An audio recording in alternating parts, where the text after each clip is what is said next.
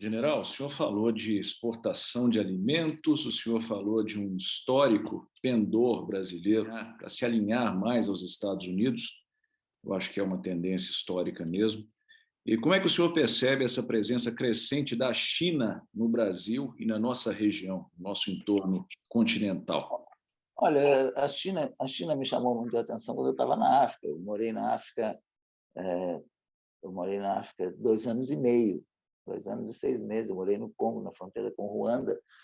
Então, ali eu tinha a oportunidade de ir muito ao Quênia, de ir a Uganda, né, Ruanda, Congo. Depois tive a oportunidade de ir no Senegal, Malawi. Então, a presença chinesa ali chama a atenção. E a velocidade com que eles constroem as coisas na África, você tem coisas excelentes que eles têm construído na África. Na Etiópia, né, em Addis Abeba, eles fizeram um conjunto de prédios governamentais todos novos para o governo da Etiópia. Construíram muita coisa no Congo. E você pega no Quênia, por exemplo, um trem de alta velocidade, de primeiríssima qualidade, que sai de Nairobi e vai para o porto de Mombasa, no Oceano Índico. Então, a presença é visível, você não precisa estudar o assunto. Você vê na rua, você vê nas obras que estão fazendo na rua, no aeroporto. Então, depois eu tive a oportunidade de 2 vezes na China. Nós estamos vivendo um momento de ultrapassagem, né? Então, quando quem já assistiu ao atletismo, o revezamento, sabe que tem uma zona de ultrapassagem ali. Os dois estão na zona de ultrapassagem. Os Estados Unidos ainda na frente em alguns itens, a China já na frente em outros. Então, a gente vê toda essa disputa aí, seja por vacina, por mercado de vacina, por qualidade, seja 5G. Aí você vê toda essa disputa. Quando você vai na China, você vê a grandiosidade da China. Eles adotaram uma linha de mostrar poder, né? O poder é uma coisa assim que aparece no aeroporto quando você desce, da largura do corredor, dos enfeites imensos no meio de um corredor de aeroporto, tudo isso que dá um sentido de grandeza assim é muito forte. É um momento de ultrapassagem, de disputa entre dois grandes, né? E que às vezes a gente até se mete de maneira mal intrometida, né? Mas tem que tomar muito cuidado. E eu vejo como uma coisa normal. Eu vejo muita ideologia envolvida nisso, que faz parte dessa briga de ultrapassagem. Agora, o que a gente tem que fazer? Os chineses, por exemplo, eles cresceram com um investimento de capital europeu, capital norte-americano, e não venderam o país por causa disso. Agora, a gente pode aceitar o capital, pode aceitar a tecnologia, nós temos que saber fazer os nossos contratos. Não adianta a gente ficar reclamando, brigando e não saber fazer os contratos que nos protegem, né? Aí você não pode negociar com ninguém. General, logo, logo a gente vai falar dessas reações até do Brasil com relação à China recentes, né? A gente viu muito estranhamento acontecendo, mas antes eu queria fazer um comentário e te perguntar uma questão que tem muito a ver com esse nosso gosto, acho que gosto que nós três compartilhamos aqui por história. O senhor falou em ultrapassagem. O problema de estudar a história dos últimos 2 séculos é que toda vez que houve uma potência tentando ultrapassar uma outra potência, a gente teve um conflito mundial. Foi assim nas guerras napoleônicas, guerra franco-prussiana, Primeira e Segunda Guerras Mundiais. O senhor como militar, mas também como alguém que viveu o mundo de maneira muito, muito única, o senhor vê alguma possibilidade de um conflito maior entre China e Estados Unidos nos próximos anos, dada essa situação da disputa entre as duas potências? Não, eu não vejo essa possibilidade de um conflito armado, né? De uma guerra clássica, né? Entre a China e os Estados Unidos. Até porque quando você tinha na história você tinha esses momentos de conflito, você tinha é, você tinha blocos mais isolados. Hoje está todo mundo interdependente, né? Hoje os Estados Unidos ele importa 2 trilhões da China, é um negócio, né? Você vai isso aí você pode ir numa feira de rua. Eu fui numa feira de rua em Nova York, eu estava lá, aí estava o trânsito interrompido na Terceira Avenida, era um domingo e tinha uma feira de rua. Eu estava com um amigo meu americano, com a família dele, E aí nós fomos passear na feira. Tinha umas 8, 10 quadras, aquelas quadras são pequenas ali, a gente foi caminhando, verificando a feira. Quando terminou, esse amigo americano olhou para mim e falou assim: você viu que não tinha nenhum artigo norte-americano na feira? Não, era quase tudo chinês.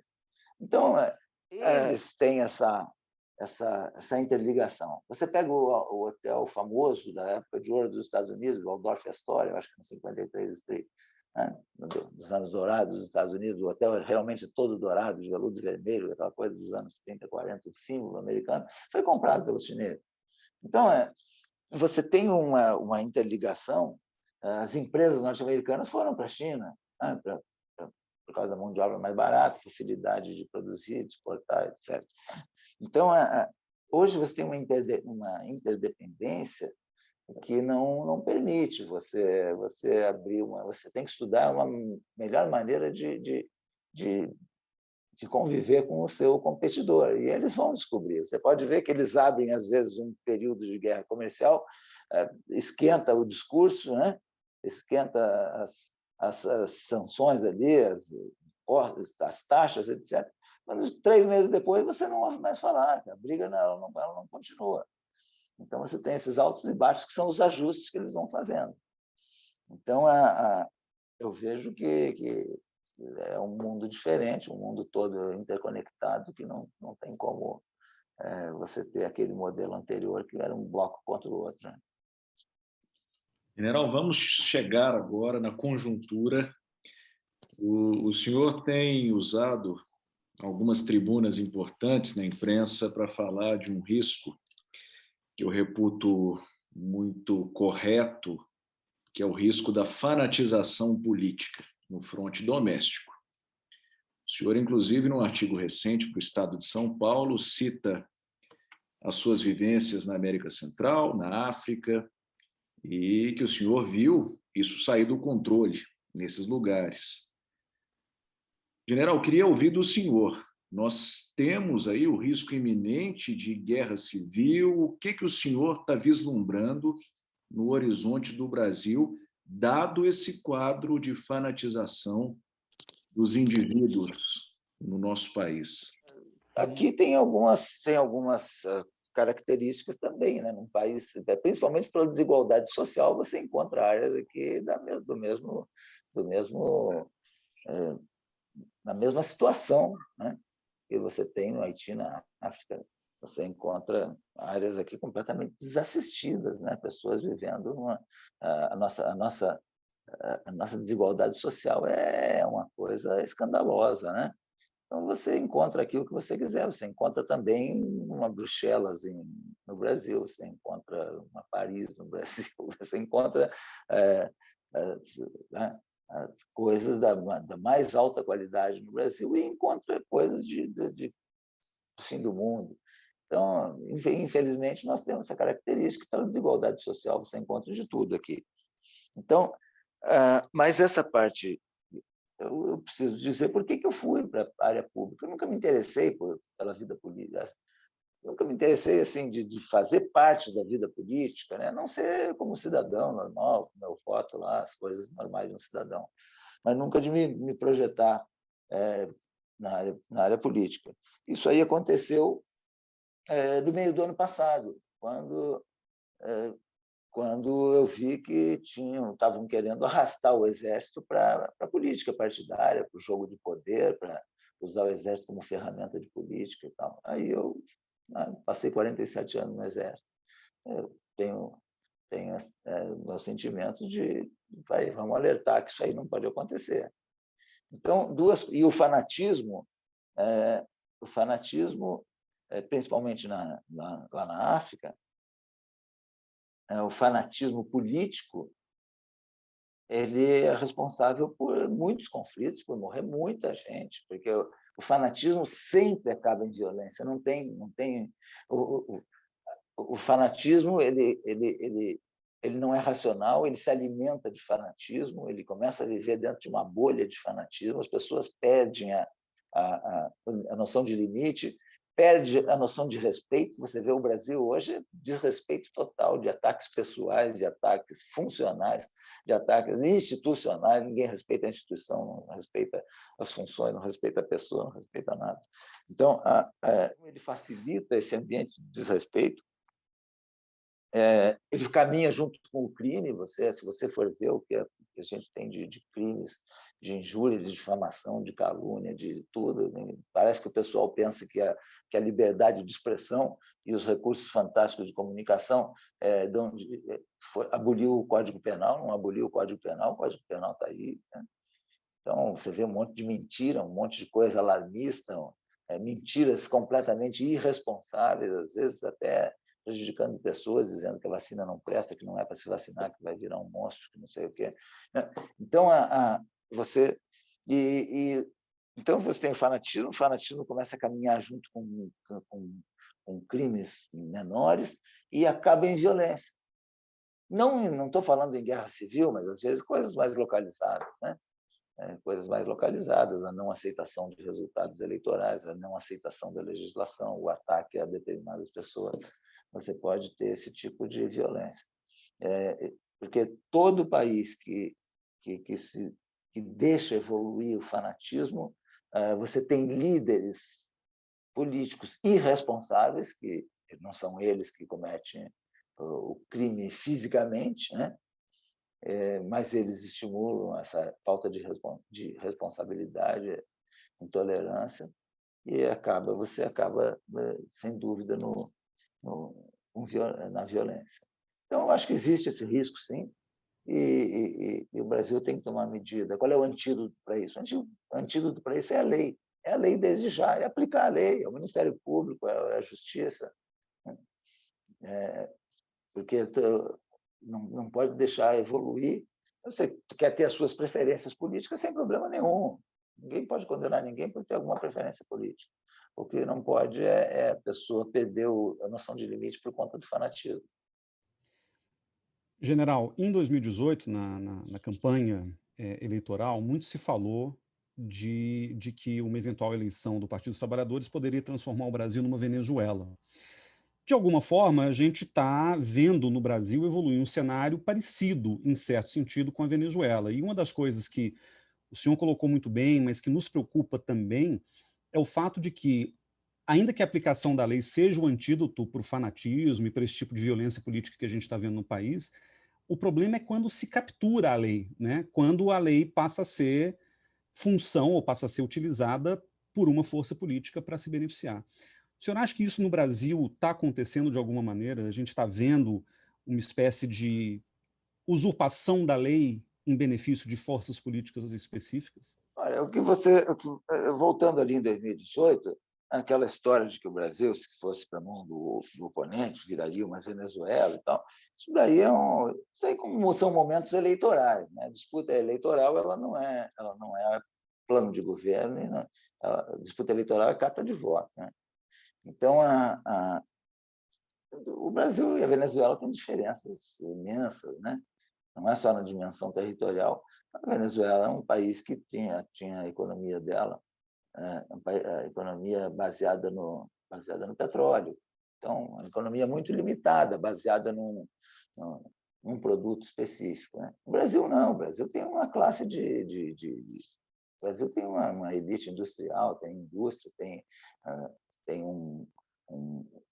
tem gente especializada em todas as áreas, tem institutos de pesquisa, tem agricultura fortíssima, a participação da agricultura está cada vez maior no PIB, tem que agora dar uma recuperada na indústria também, né? Que a indústria perdeu um pouco a participação dela no PIB, tem que dar uma recuperada na indústria. Então, o Brasil ele tem uma outra dimensão e ele tem uma outra diversificação de fontes econômicas, né? Diferente da Venezuela.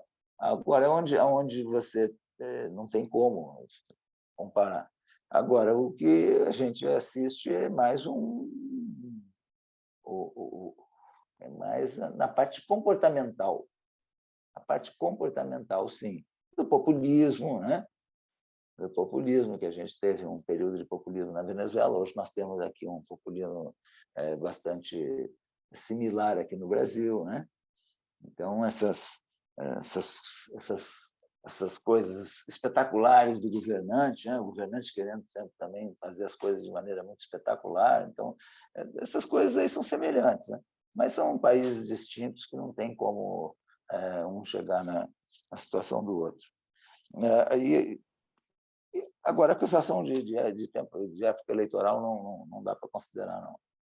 É mais catança de voto. O senhor redigiu, pouco tempo atrás, um artigo com uma provocação nesse sentido, aproximando o Exército de Caxias de uma possível venezuelização, ou seja, o Exército tradicional, instituição de Estado brasileira, ficando a reboque do governante de turno. O senhor temia esse cenário.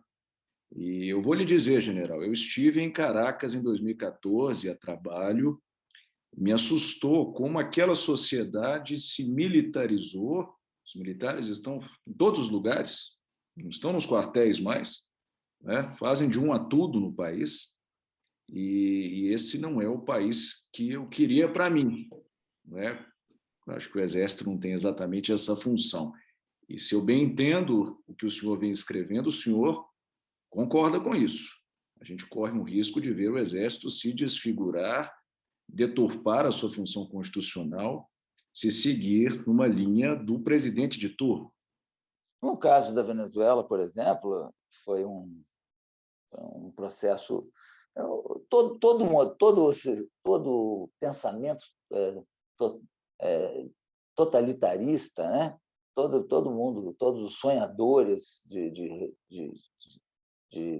regime totalitário, eles sonham da mesma forma, né?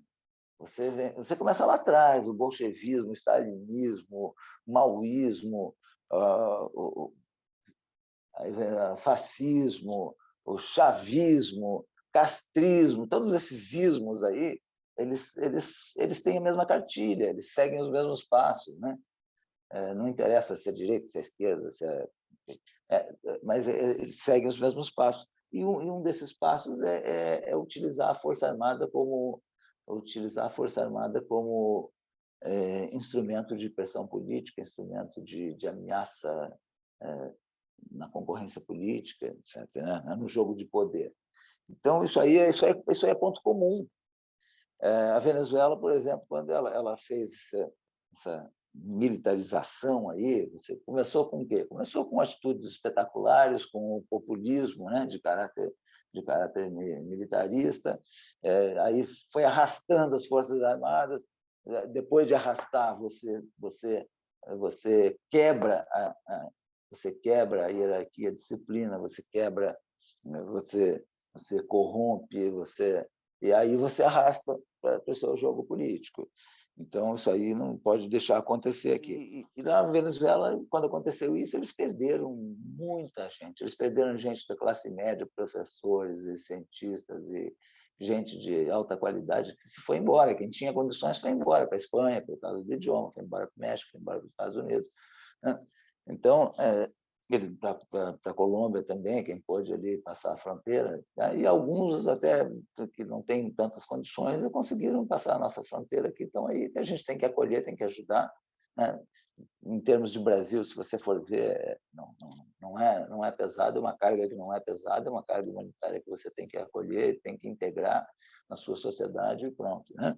E o imigrante, ele sempre é uma força de trabalho muito forte, porque ele trabalha dia e noite, ele não se importa de trabalhar. Então, tem um monte de aspectos bons também, e de aspectos humanos que você considera e tem que abraçar. Agora, então, eles perderam uma massa significativa de gente. Eles perderam uma força intelectual e de trabalho fantástica. Só que também tem uma coisa, vizinho sempre vai ser vizinho.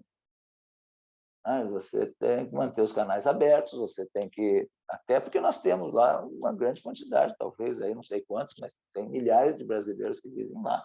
Você tem que ter esses canais abertos. Acho besteira fechar o canal. E se você quiser influir, você tem que ter todos esses canais abertos. As Forças Armadas nunca deixaram de ter, né, pelo que eu vejo aí, as Forças Armadas elas não romperam esse diálogo, convivência com os militares que trabalham na diplomacia, os adidos militares, etc., né? e seria para ele influir no processo, se ele quer ajudar o país vizinho, se ele quer influir, ele precisa manter os canais abertos. Então, mas eu vejo isso, eu vejo que o processo de cooptação do Exército, nós temos esse exemplo lá e a gente não pode deixar acontecer aqui. General, em cima dessa tua resposta, eu queria fazer uma conexão que é o seguinte: a impressão que a gente tem, tanto lendo o que o senhor escreve, quanto também acompanhando o desenrolar da política nacional, é que duas instituições centenárias, importantíssimas na formação do Estado brasileiro, foram cooptadas de alguma forma nesses últimos anos. As Forças Armadas, por um lado, e o Itamaraty, por outro lado. O Itamaraty também foi objeto de muita controvérsia, muita crítica recente, não só pela sua subserviência a posições, como o senhor falou, irracionais frente, por exemplo, à Venezuela, né? Inclusive falava-se lá na campanha de 2018 e um pouco depois, numa possível até invasão da Venezuela para mudar o regime de Maduro, etc. O presidente concordou com o Trump quando ele falou que todas as opções estavam sobre a mesa, o que gerou muita preocupação. Mas também houve uma outra questão, e eu queria ouvir do senhor a respeito, que foi a promessa do presidente Bolsonaro pela mudança da embaixada do Brasil em Israel de Tel Aviv para Jerusalém. Promessa feita em campanha, alinhada ao Trump, mas que gerou também uma grande polêmica no Itamaraty, que sempre foi a favor de dois estados, sempre teve uma posição muito ponderada com relação aos palestinos e que era contra esse movimento. A impressão que eu tive, pelo menos, é que as Forças Armadas, desde o início do governo Bolsonaro, têm operado para limitar, para constranger e restringir o alcance dessas medidas fora do script diplomático e militar. Queria ouvir de você o quanto que esse casamento entre Forças Armadas e Itamaraty está comprometido e o quanto que esse casamento pode ajudar a revitalizar a posição do Brasil no mundo aqui para frente. Bom, Força Armada eu vejo tentativa de arrastar Força Armada. Quando eu falo Exército, na realidade, Força Armada é que eu não posso nem falar pelo Exército e muito menos pela Marinha e Força Aérea, né? Porque eu nem faço parte hoje do serviço ativo, então tenho comandante, professor. Eu falo como militar da reserva, como cidadão. As Forças Armadas elas têm uma cultura que foi desenvolvida nos últimos 30, 40 anos, aí, mais, né? Talvez aí desde 60 e poucos, daí dá 30, 50 anos, de uma cultura de não participar de jogo político, de não ser instrumento de disputa política. Então, isso aí é uma cultura que existe. Agora, a tentativa de arrastar o Exército e dar a sensação, a percepção para a sociedade de que o Exército está colado com o governo, nas suas ações de governo de momento, isso aí existe, essa tentativa é nítida, é clara, né? E isso aí atrapalha um pouco, mas mesmo assim o Exército e as Forças Armadas continuam com o prestígio alto. Não tenho dúvida, não, eu tenho absoluta certeza de que, apesar de trazer esse assunto para a primeira página, de trazer esse assunto para as discussões, na prática não tem essa possibilidade, né? É um grande blefe, é um blefe, né? E você blefar com um coringa desses é um bom negócio, né? Mas de qualquer maneira é blefe, né? Você diz que tem um coringa, mas você não tem, você tem uma carta que, né, preto no branco, você não tem essa carta na sua mão. Então, por quê? Porque tem uma cultura. Então, e o Itamaraty é a mesma coisa. O Itamaraty ele sempre sofre um pouco. É normal que a personalidade do governante tenha uma certa influência na organização. Ainda mais que o Itamaraty é um órgão que representa, né, os interesses do país, representa a autoridade, etc. Ele não é um órgão de tomada de decisão, né? Agora, o Itamaraty também ele continua tendo quadros de alta qualidade. Acho que ele já nos governos anteriores ele sofreu uma politização, um pouco de politização, e agora ele sofreu novamente uma investida de politização, onde nós tivemos aí para mim, nesses 2 anos e meio de governo, nós tivemos aí umas posturas assim que lastimáveis, né?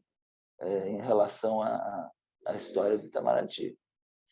Inclusive, por exemplo, não tem nada de errado um presidente dar uma orientação que eu quero que se aproxime dos Estados Unidos. Tudo bem, então vamos para lá, o nosso eixo é esse aqui, mas não da pessoa do presidente.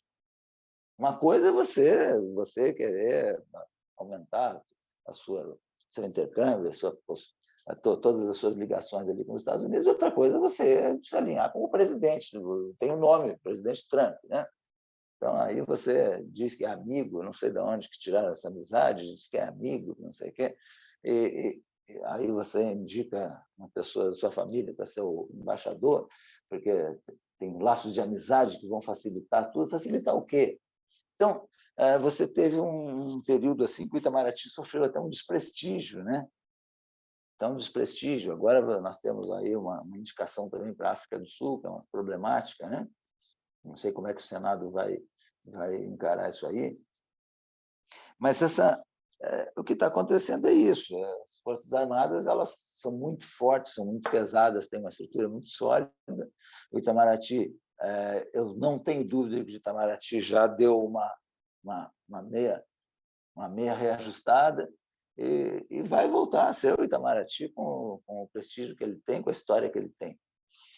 Mas está passando um período conturbado.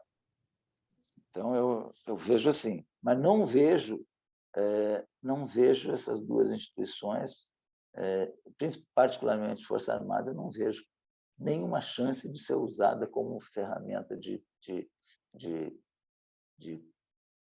poder pessoal. General, antes de a gente concluir, eu só quero fazer uma pergunta, dando sequência a essa, rapidinha, que é a seguinte. Quando o Brasil retirou as suas tropas da Operação de Paz do Líbano, a UNIFIL, que a gente tinha o comando da Força Tarefa Marítima, especulou-se que o Brasil estaria fazendo isso a pedido do então premier israelense Benjamin Netanyahu.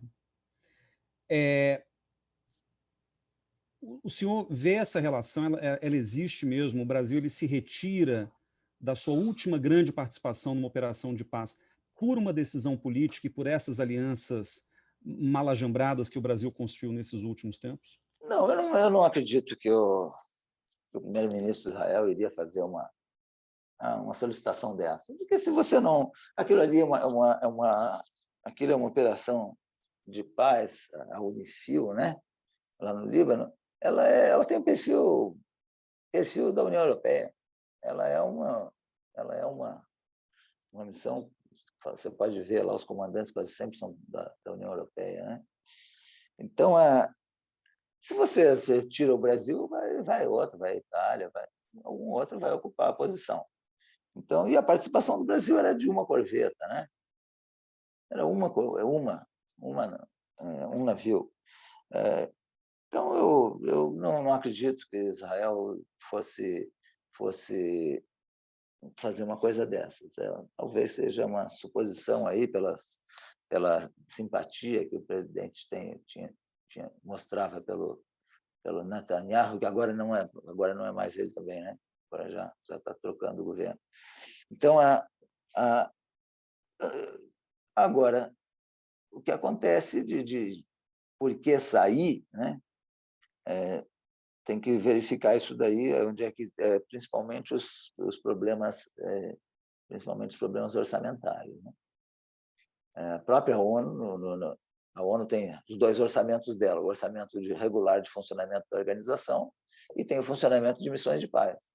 O funcionamento de missão de paz ele deu uma reduzida boa nos últimos 3 anos, 4 anos, ele deu uma queda, ele já teve, eu acho, perto de 9 bilhões de dólares, hoje deve estar em torno de 6.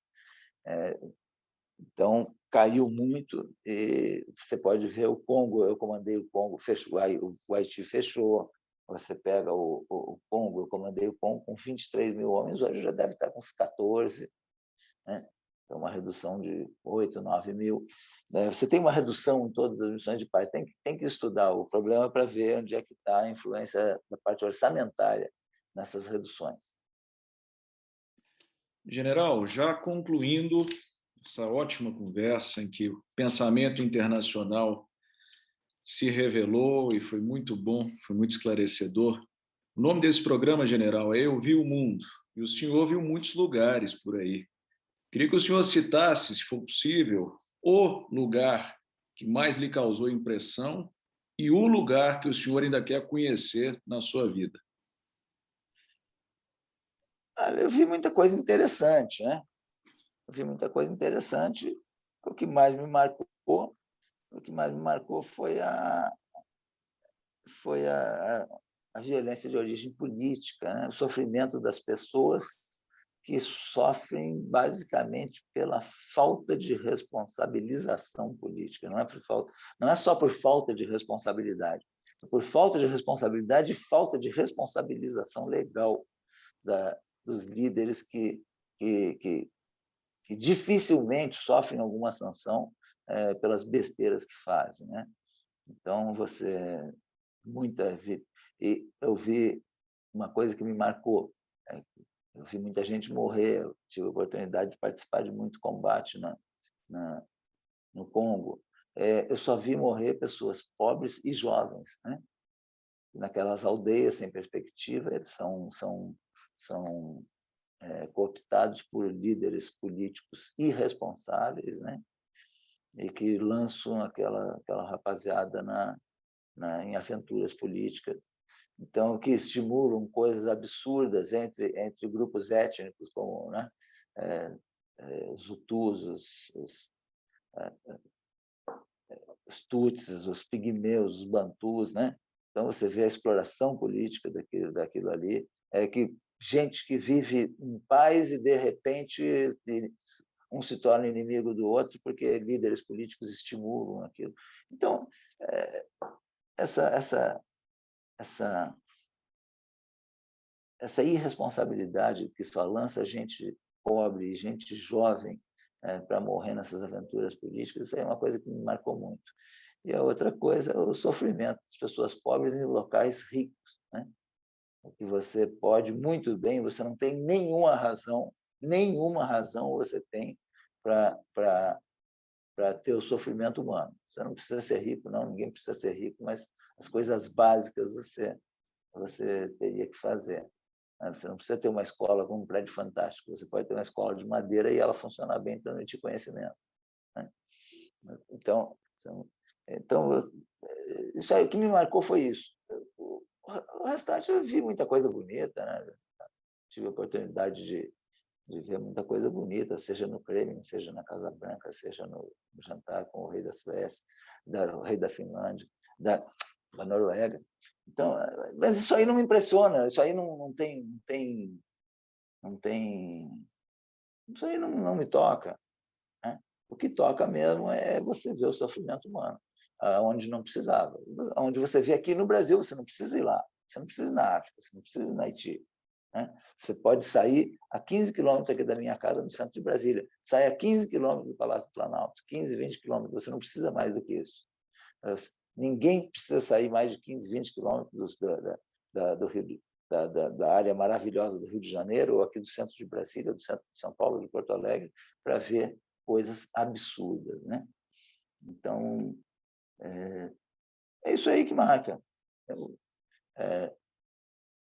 Hoje, o meu interesse do que eu vi, né? O meu interesse é só esse, porque eu não tenho nenhuma outra motivação a não ser a pessoa, as pessoas.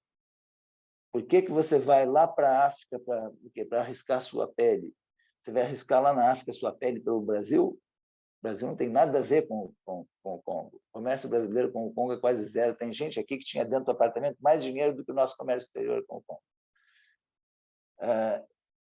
Você vai pela bandeira da ONU? Não.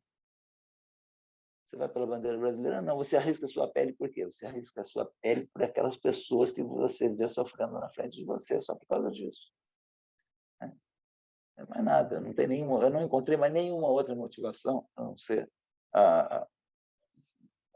o sofrimento que está na tua frente. Bom, Bom, general, a gente queria agradecer muito essa conversa, essa oportunidade, esse privilégio nosso de tê-lo conosco. Foi uma conversa muito rica em todos os sentidos, essa visão de mundo, essa clareza sobre as questões.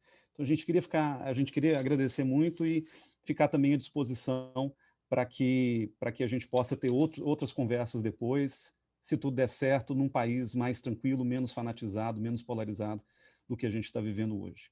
É isso. Muito obrigado, general. Tá bom, muito obrigado. Obrigado pela oportunidade e pela conversa. Muito grato, general.